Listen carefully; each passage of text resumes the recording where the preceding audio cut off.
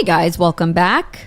Hey, we're going to be continuing on with our Embodied Catholic Leader series, Becoming an Embodied Catholic Leader. We're talking about influence today for the choleric. How does that choleric move from the zone of manipulation, not really a good place to be, to zone of influence? That's where we actually bring people forward of their own free will to the vision that the Lord has laid on our hearts.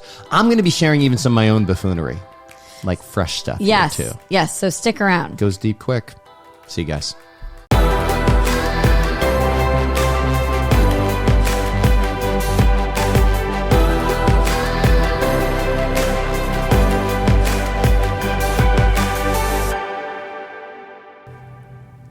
Hey, welcome back to the Catholic Coaching Podcast. Yeah, my name is Erin. Welcome back. Lawnmowers, my name is Matt. So They're here. We schedule it around their schedule. It does. Yes, it does happen that way. But it's outside of my locus of control, so I'm just going to surrender that. Okay. Yes. We're back here, and we're continuing on with our Becoming an Embodied Catholic Leader series. We're focused on this operating principle of a leader of influence, right? So journey, we went through envision, then we went through owning, and you got to own if you're going to influence. And now we're starting to sit with influence. If you want to look back on the introductory podcast to the series, we're going to be going through each one of the temperaments. Today is going to be choleric, and I'm excited to get into this with you guys. One of the things that I found as I look at my notes that are out of order, like the jury's out. Everybody's got somebody to lead, and when you're leading, you're getting people on board with the vision. Okay, so I don't care if it's the vision for your family as a parent, your vision for your company as a leader of a company or to a team. Everybody has a vision, and then a leader is inviting people along with that vision. So getting people on board really is the skill of influencing other people. Mm-hmm. And whenever you're trying to influence somebody, you're trying to change their actions. You're trying to change the way that they think or perceive something, or change even their emotional state. Now, this may sound like it's bad, and it can go bad, and oftentimes it does go bad, but there's also a very virtuous way that this can happen as well.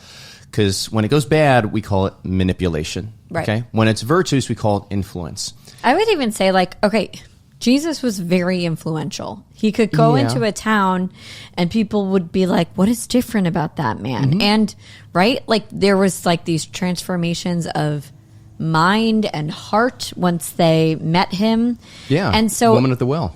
Right. So are we saying that Jesus wasn't influential? No, we were saying that he was actually very, very influential, but he was never manipulative. Yes, I think. So we can what's look the distinctions? Even the saints of our day and age, Mother Teresa, very influential. Goodness gracious, John Paul II, very influential people. Fulton Sheen, Venerable Fulton Sheen, very influential people in their time and age. So the problem that happens is it's very easy to slip from influence into manipulation. And this happens because we all got our stuff that we're dealing with, right?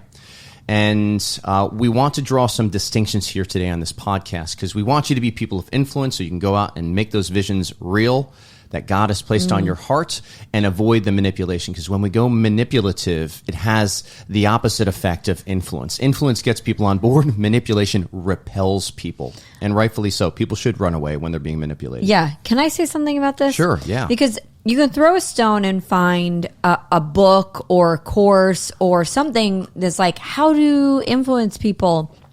And there's all these behavioral tactics that they'll give to you. But what we want to address here, because go check out those courses. But first, we'd like you to address what's going on interiorly. Mm-hmm. Because really, if you are coming at it from a point of manipulation, all that stuff, it's not going to lead to happiness for you. It's not going to lead to virtue at all. If anything, it's going to create more disharmony in the long run. Mm-hmm. And so you want to clean up what's going on interiorly here. So if you're showing up and you're like, I want influencing tactics, we're not going to give them to you here. Mm-hmm. What we're going to give to you is something better. The foundation to receive those influential tactics, right? Because when this is right, when interior is right, your heart and your mind, and it's aligned with God, now you can go out and make a great impact for people. But I promise you, Mother Teresa was not sitting around reading books on influence. She was just super aligned with the Lord and the Holy Spirit, and she was living in that place of overflow. And she had this cleaned up, right? Like the manipulation and the influence. Yeah. So we're going to be inviting you to be self-reflective here, but you're also going to get to see a little bit and hear a little bit of my own buffoonery in this, because I'm going to be the person in the coachee seat today as the token choleric, right, for the call today. And Aaron's going to be my coach. Okay. And I'm going to coach you on something about me. Very fresh too. Like I'd love to say that because I've been doing this work for such a long time, that I'm just this model of perfection. And we're actually going to bring up something that happened yesterday. Yes. So very fresh stuff. I'm a work in progress. I give you permission to be a work in progress. Okay, let's get into it. All right. So again, we have two different zones. When we think of influencing people, we talk about two different zones. Or when we think of, how did I say this? All right, we have two different zones that we're talking about. There's a zone of influence and there's a zone of manipulation, okay? Both the zone of manipulation and zone of influence, and we can operate in both. Both of them are trying to change somebody's thoughts, feelings, and actions, okay? Mm-hmm. The big difference between the two of those is that in the zone of influence, we're honoring people's freedom, and we're also enhancing their freedom.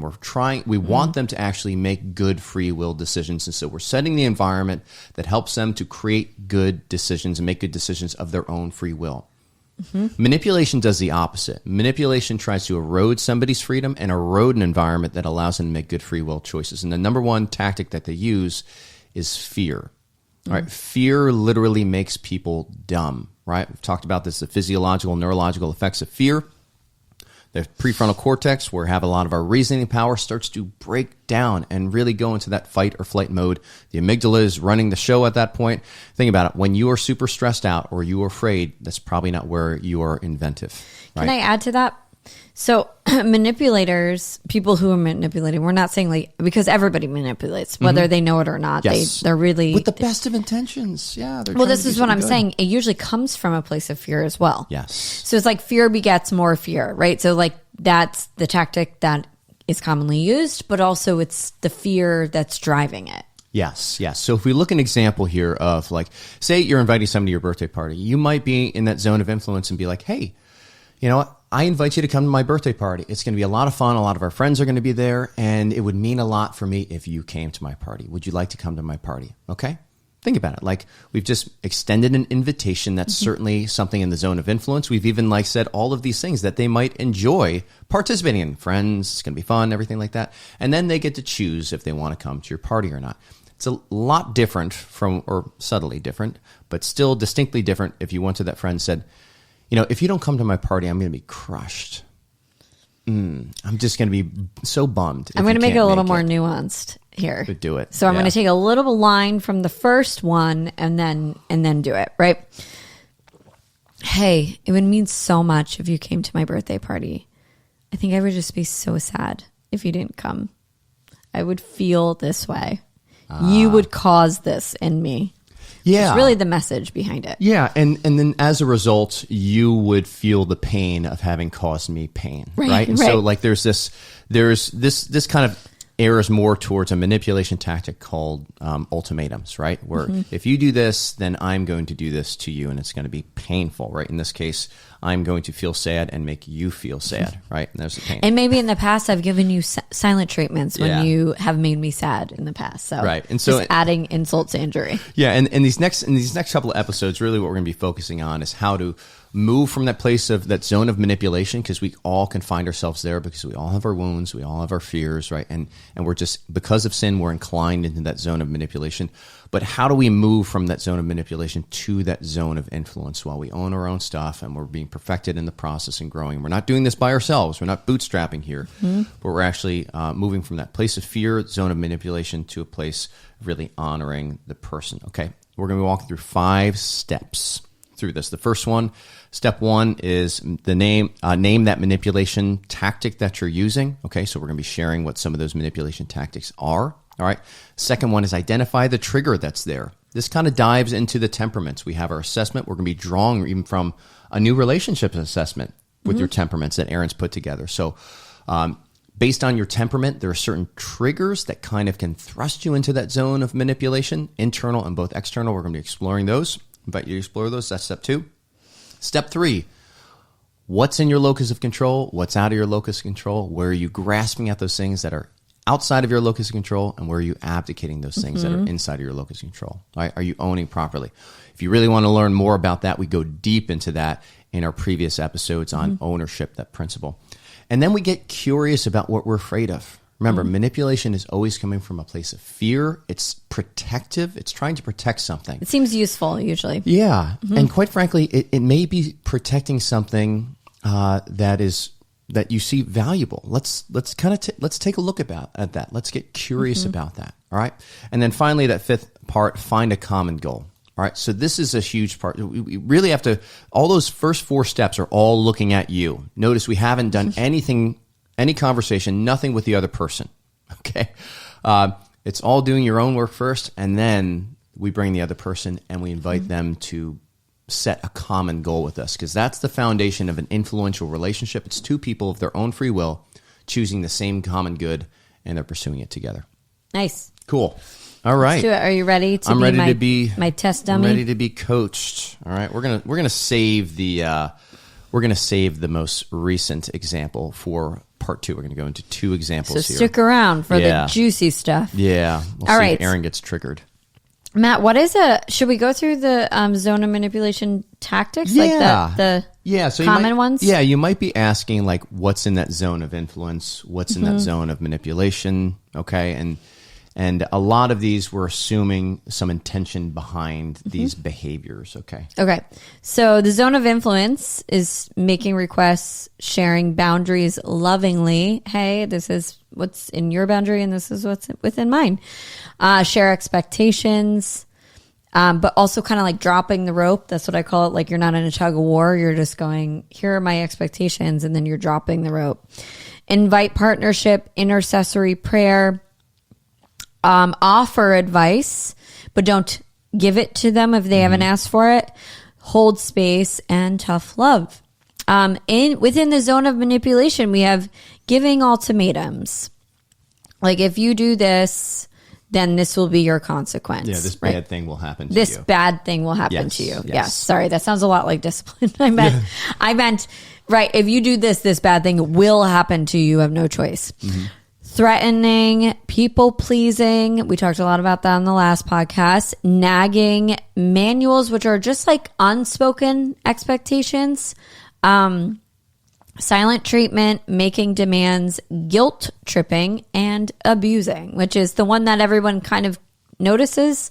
But there's a lot that lead up to that point. That's kind of the extreme, end there. Okay, so first one. All right, first example for me. Matt, okay. What was your tendency? So this isn't one that you mentioned here, but it certainly falls into the zone of manipulation and shaming.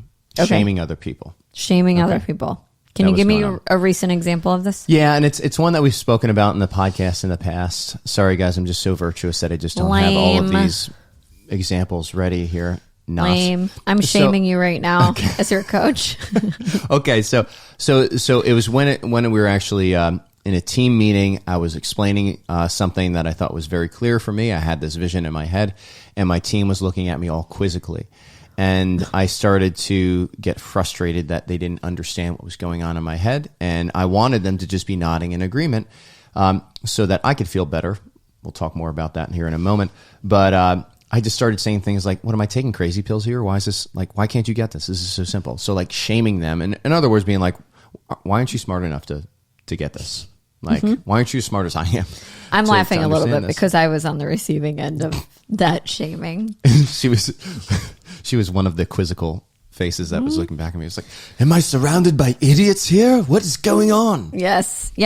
You did not say that, but it came very close. Anyway, okay, so what triggered you into that manipulation? I actually pictured all of you looking back and you just had monkey faces on. Like, just like cross-eyed? It's like, surrounded by idiots.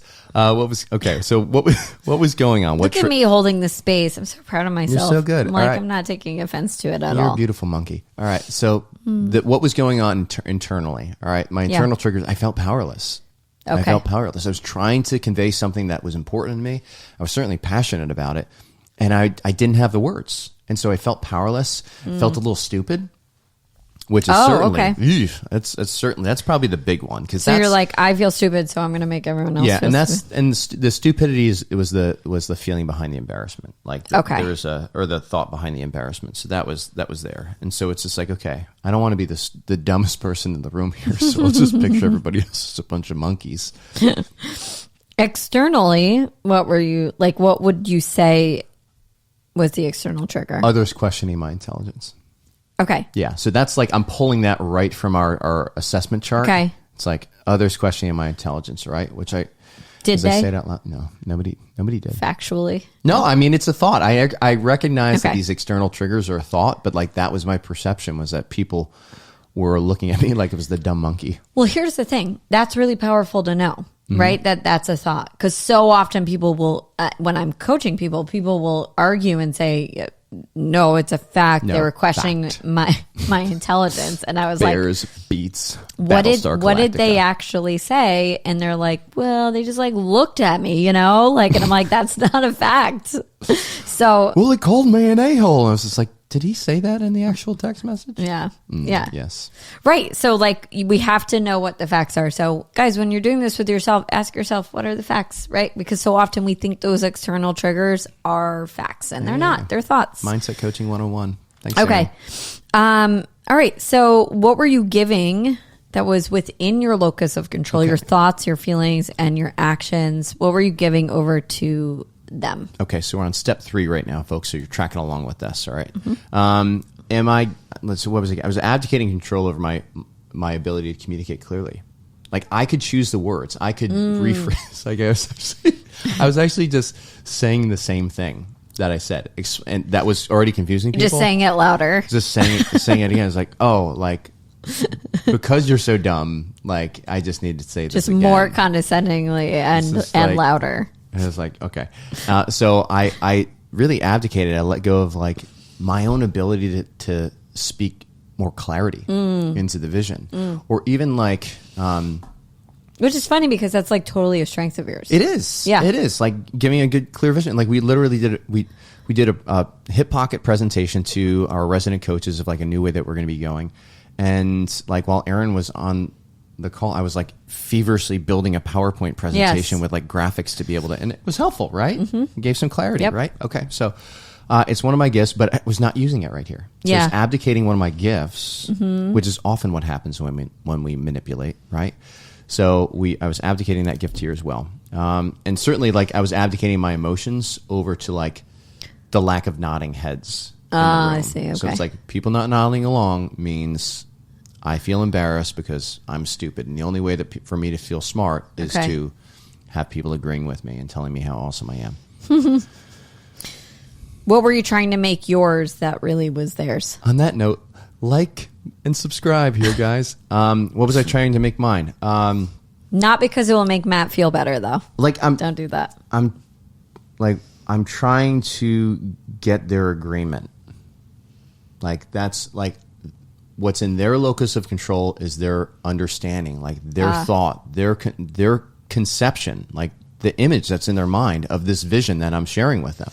Like I'm trying to get that vision, but like really what I wanted was not really that. I wanted the nodding heads. Like I just wanted the clarity without any of the work of coming because clarity. the nodding heads equaled what to you? Equaled, I communicated my vision so well and clear.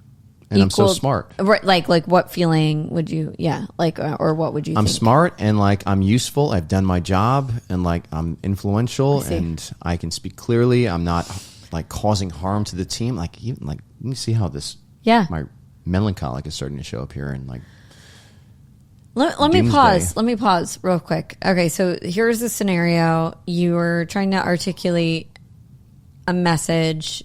You're operating out of this fear in these like triggered places, right? Mm-hmm. And you're doing all of this stuff. You're like abdicating something that's yours. You're trying to take something that is not yours. Are you happy with how this, like did it work? no. First of all, no. It did not work. Like we did not arrive at clarity from this place of from this manipulation tactic. did you like how you showed up? No. The reason why I'm asking this, I'm not doing this to kind of to be like condescending or Triggering anything. me. She's questioning like, Yeah, no. I'm saying dumb this monkey. because a lot of people in manipulation tactics, sometimes it does work. Right? Sometimes you do feel better and you do like, if I manipulate and shame and people go, like pretend that they understand. yeah. Luckily we have a team who all owns their own free will. They're not dumb monkeys. Right. But like sometimes it does work. And so that's why people, I think, continue on with these habits. And that's why I'm just like slowing it down and assessing it. Yeah. Okay. So Step 4. Step 4. We want to find out what's underneath it. Okay. What is underneath this? Like, what are you trying to protect? What are you afraid of? And what are you trying to protect here? Yeah. So like this is kind of like one of those IFS informed questions. It's kind of like Aaron and I have been starting to explore this a little bit more. It's some really cool stuff here, you guys. And it's like, I'm recognizing that there's a part of me that I call the golden child. Needs to have it all together. Needs to be the dependable guy in the room.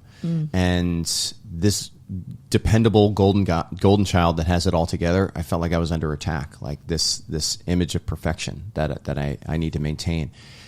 And really it's like, so that I can be loved, right? So that I can be appreciated, so that I can have purpose and meaning. Like there's a lot of really like deep existential stuff that's like coming up here with this. So, and don't be surprised if that's the case with you all too. I mean, like this is my woundedness kind of being on display here. So yeah, like there's a part of me that feels like I gotta have it all together in order to be loved and in order to be a leader here too. That was a big struggle for me. I needed to be perfect in order to lead. So it's like, here I am. I'm seeing this kind of return, this resurgence of this lie that's showing up in my life. So like the Lord wants to deal with. If the golden child didn't show up, what would happen? Well, I would start to question even my purpose, right? Or I'd start to question even like my gifts that I have. And like, here it is, like man cannot know himself except through a sincere gift of self. Gaudium et spes. Like I'm desiring to be a gift. And in this moment, I'm feeling ashamed at my failure to be a gift, failure to be the gift of giving the clear vision. And in that frustration, it's just like a vulnerable place where it's just like, okay, I felt a little bit unlovable, or exposed. Like that's really the word. It was exposing.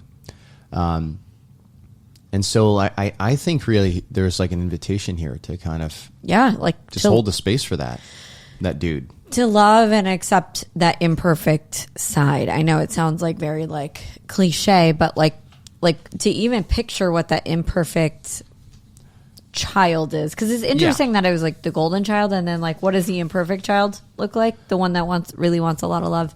Just to hold space for that, I think.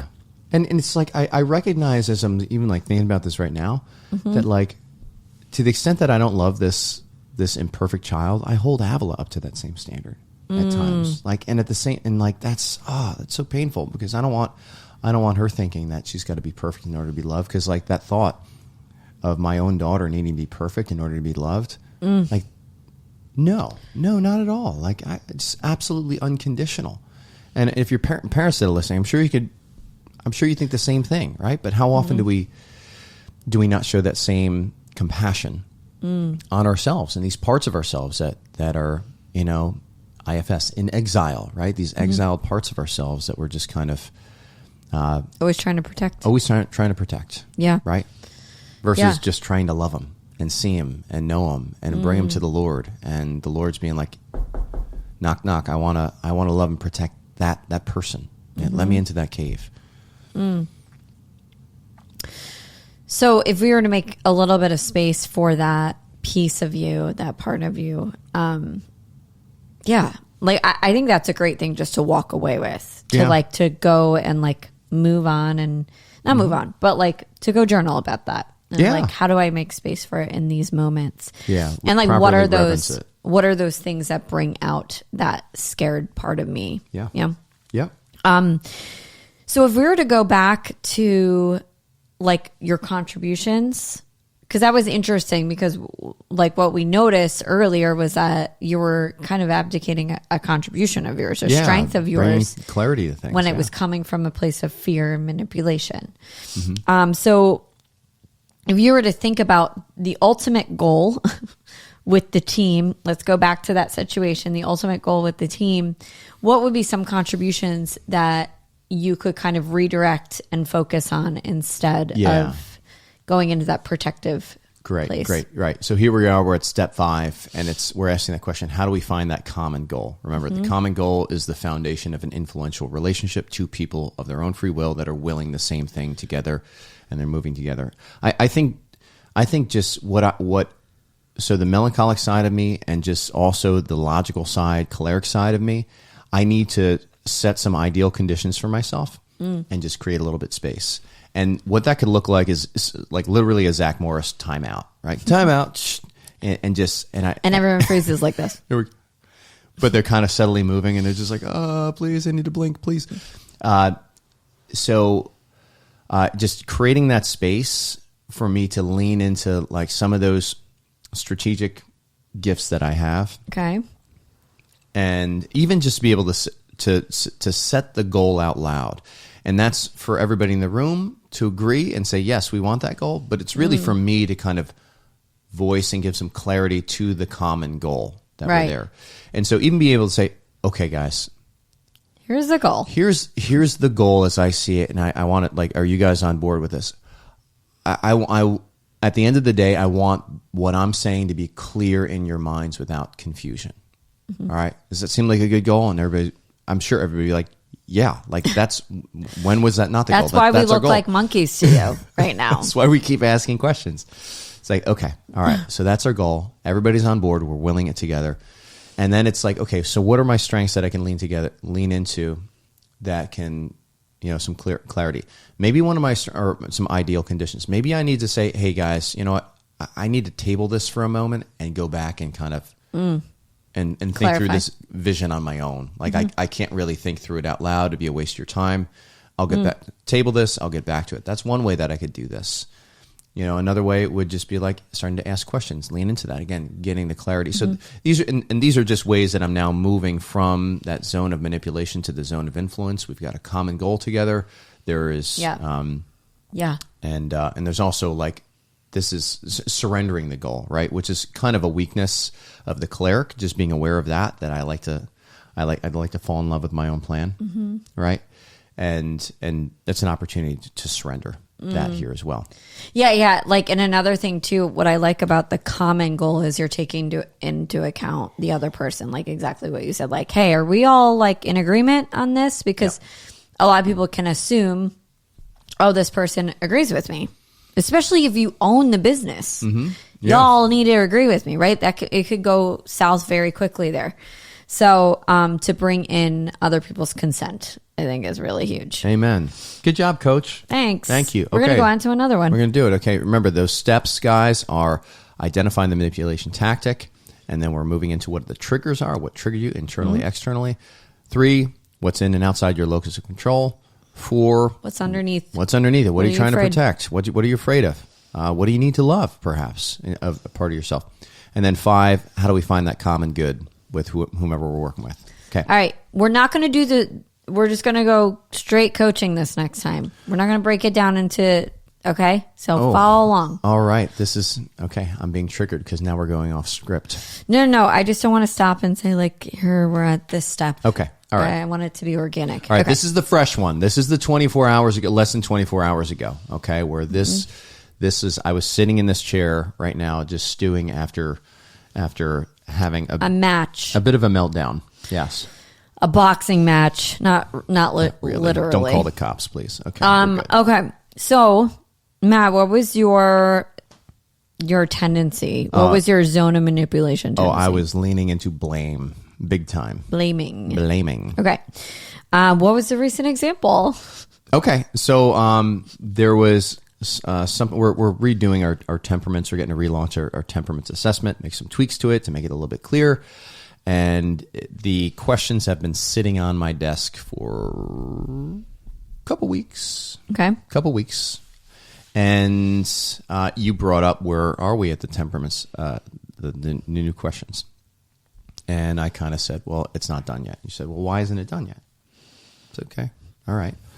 And then I started to go into why it wasn't done yet. And I started to say all the reasons why, kind of not excuses, but just like the things that I was running into. And then you said, okay, like, when is it going to get done? Like, it was just like kind of, and I could look back now and see that like you were shifting from like, well, just tell me when it's going to get done. Like, it doesn't really matter why it's not getting done now. It seems like just when is it going to get done? All right. And all these little triggers were going off for me personally. Which ones? Okay. Internally and externally. Okay. I felt disrespected. You know, how dare you kind of challenge my work ethic and my dependability. So that was it. I felt disrespected. And I also felt ashamed for not having this thing done yet. And it's been sitting on my desk. And I was a little bit embarrassed, but it was shame. A shame that was underneath it. Yeah. Okay. Yeah. Externally, there's like a couple things. And so the intensity, I'm recognizing when there's a lot of triggers that are kind of hitting simultaneously. That's when I go off a little bit more than otherwise. Okay. Yeah. It's usually an indicator of a wound too. Just saying like to everyone out there, when there's like a lot of triggers going off at the same time. Yeah, and it's kind of like God wants to deal with these wounds, wants to come into these fears, and so it's almost like God's up in heaven. So say, okay, let's throw this trigger into it, right? Let's take what's in the darkness and bring it into the light. Let's also make his wife hormonal. 4 or 5. Okay. I'm moving on. I'm not going to say anything there. Okay. I'll own that piece. Oh, God bless you, love. God bless you. Okay. So when others question me, again, like question me, question my intelligence, or question my commitment. Ooh, that's a big thing. Okay. Like, so there's a perception that that's going on. I'm just going to make that a little closer. Thank you. When others disrespect me or do not comply with my plans, right? Even the ones that I haven't shared. Okay. Those plans too. Your secret plans. Even my secret plans. Secret, top secret plans. and then when there's too many people demanding something from me at once, that is like my kryptonite.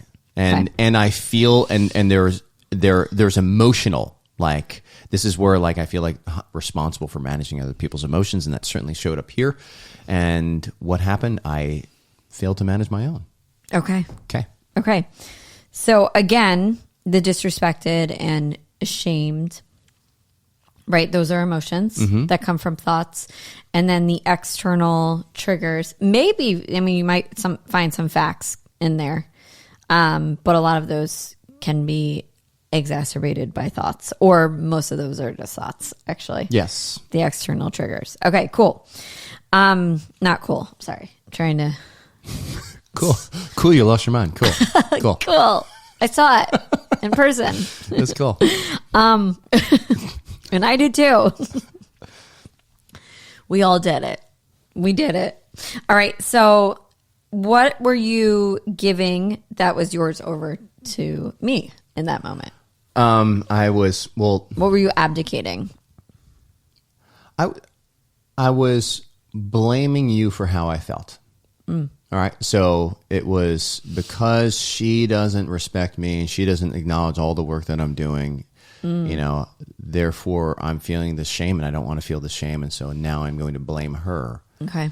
So that she'll stop speaking and saying whatever these things are that I am interpreting as shaming. And I am, and that's how I'm going to get out of this. Like, so I needed to control your behavior. I needed to control your emotions. Okay. And even your perception. Like, that's where the blaming is. It's like, I'm not the one that's messed up. You're the one that's messed up. Like, that's why you're the problem, not me. Yeah. Yep. I mean, I agree with that though too. Like, yep. Yeah, I agree. You were doing those things. No, I agree that like I'm the problem too. Like, we're both humans. That's what I'm saying here. Thanks, love. You're very compassionate. But what were you trying to make yours? That wasn't yours. Your frustration. Like I could sense, I could sense, guys, the body makes visible the invisible reality of the person, right? So I know when my wife is frustrated. I know when she's feeling anxious about things. And so that I look at that and then I was owning that. And so it's like, I need to fix this.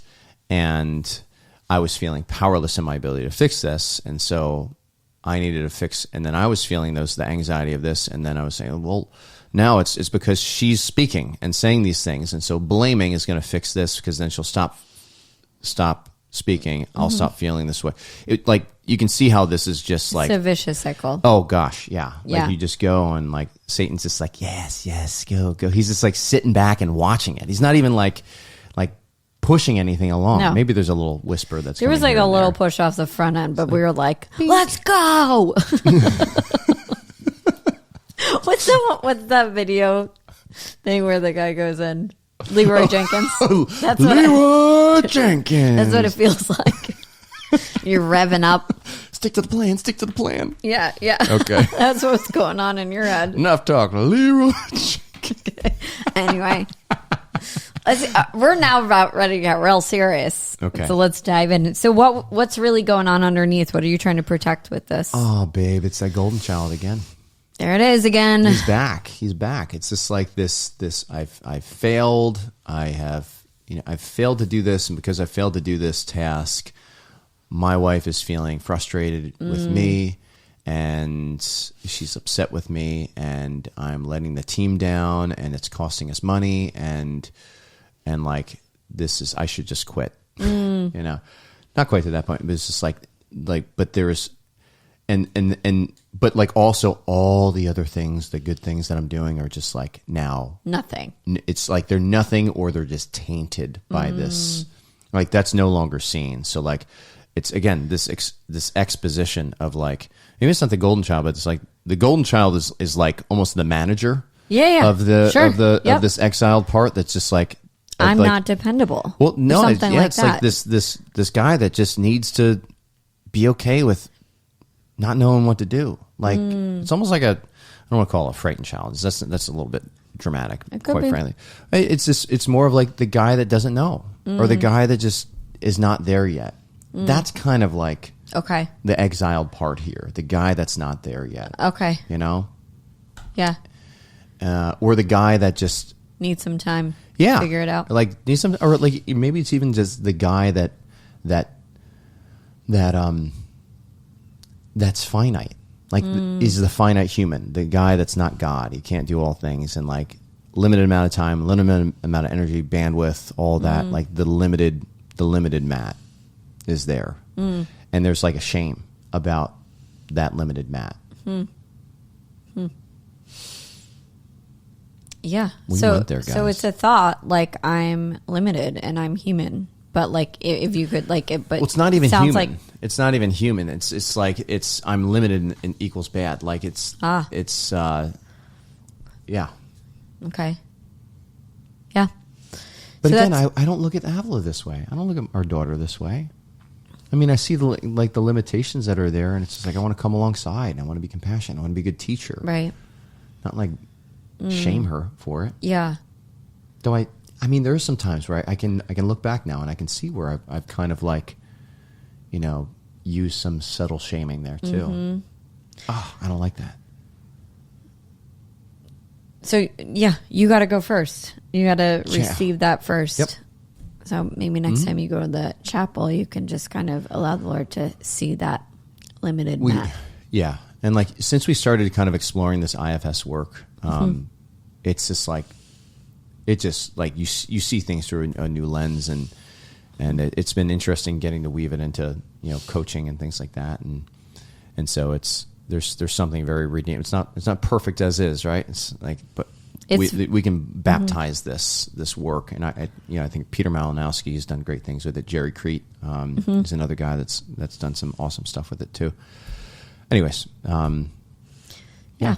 So that's the space. You're going to go pray with that. yeah. Okay. Yeah.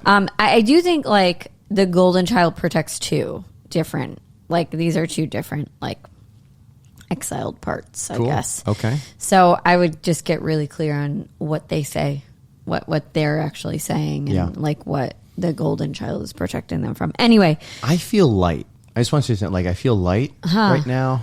I feel like it's like even I'm resting a little bit. I'm not collapsing into myself. Like I'm not. This isn't like my shoulders coming forward out of shame. This is like, it's like I'm settling into something and just resting. which is what the golden child never allows me to do. Like I have to be producing, I have to be creating, I have to like production, sell, buy, sell, funny money, boo-ha, like just keep going. You could call that just, I mean, to everybody out there, it's like the inner critic, right? The one who's like trying to like make you look perfect all the time. Yeah, cracks the whip. So Matt, what are some, just shifting gears a little bit here, what would be some contribution, or what would be the collective goal in this situation, and then some contributions that could aid to that? Yeah, let's move to zone of influence on this. Again, just that space. I recognize I need this, especially the choleric. The choleric is very passionate, reacts very quickly, but they're also very logical. So I need to literally walk away and create space, especially when I'm going in like intense. But if anything, just saying, hey, I need a moment here. Like, and just, I just need to create a little bit of space. So like, that's something that's huge for me to move into that zone of influence. I mean, the collective goal though was like, we both wanted it done. Both want to get it done. Yeah. It's like, okay, I need like in order, and then I could, and then say, in like, order to get it done. Yeah. I can move into requests. Hey, can you I don't even, and I don't even know how long it's going to take, but can you just give me 30 minutes, and perhaps in those 30 minutes I can figure out what I got to do, or possibly even get it done, which is exactly what happened, right? 30 minutes, came in here, head down, got it done, very happy with it, put it forward to production. Y'all will experience the benefits of it shortly. Yay. So that was it. One of the things, as we kind of wrap up here, folks, like one of the things that I'm learning here, even with coaching, is that these behind these manipulation tactics that create all the results that we don't want, right? They never bring us closer to our goals. They pretend that they're going to, but they don't. Behind all those things is something that the Lord wants to deal with. And you can get the goal. You can still arrive at the destination, but if you miss this part, you miss the real goal. Like you miss the work that the Lord is inviting you into. The transformation, right? Yeah. And the only way that you're gonna get the goal is if you don't deal with this, is leaning more heavily into manipulation, which is going to wound a lot of people, wound you further in this, and create more of that negative spin cycle here. So we hold the space for this, and this is the work we do at Metanoia, folks. I mean, like we're products of the product here. So we invite you to just taste and see how good this actually is. Join us in the academy. Yeah. But just recapping. All right, the 5 steps. Here we go. 5 steps here. 1, name that manipulation tactic. 2, identify the triggers that are setting you off. 3, locus of control, what's inside and outside. What are you grasping that's outside, or what are you abdicating that's inside? 4, what are you afraid of? What are you trying to protect? What about you may need some love that's not getting love right now? And then 5, what's that common goal? What's the common ground that you can invite that other person to participate on with you, and you start to move towards that common good together, leaning on your strengths of temperament. Cool. Boom, mic drop. Stick around for more. We're going to be doing sanguine next week, and then melancholic phlegmatic. Cool. Bye, guys. Blessings, guys. Hey, thanks for sticking with us in the Catholic Coaching Podcast. If you like what you heard, please like and subscribe, and we'll see you again.